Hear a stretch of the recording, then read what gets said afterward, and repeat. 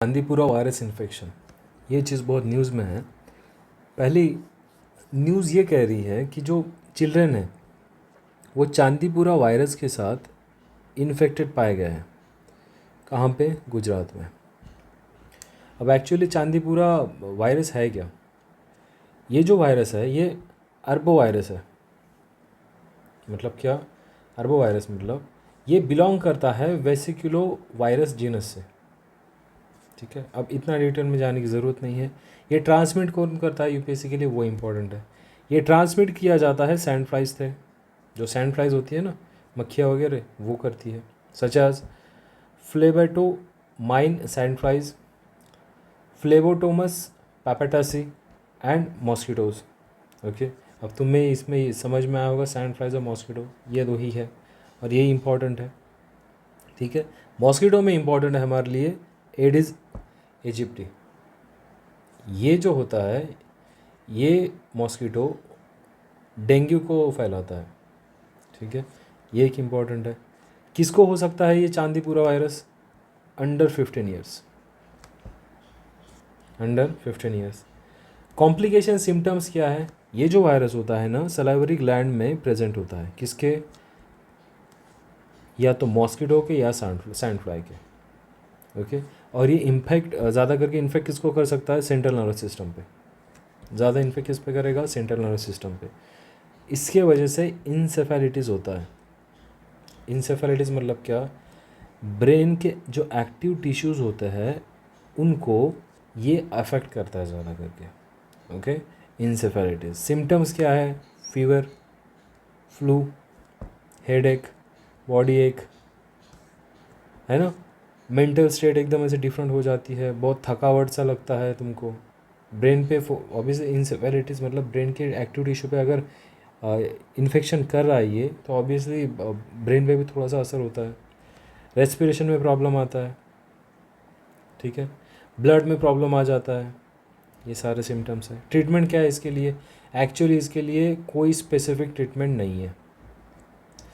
क्यों नहीं है? एक्चुअली इसका क्या है ना, ये एक इंसान को, एक बच्चे को हो जाता है, ज़्यादा करके बिलो 15 ईयर्स के बच्चों को होता है। फिर इसके वजह से ही हर्ड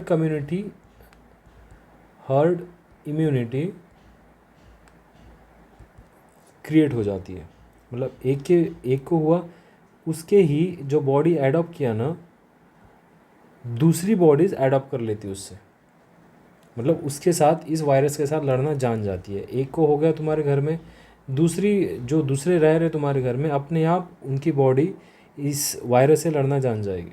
वैक्सीन लेने की ज़रूरत नहीं है। सबसे पहली बार कहाँ पे आया था ये? सबसे पहले महाराष्ट्र में आया था 1965 में, चांदीपुरा विलेज में। नागपुर के पास है ये चांदीपुरा विलेज।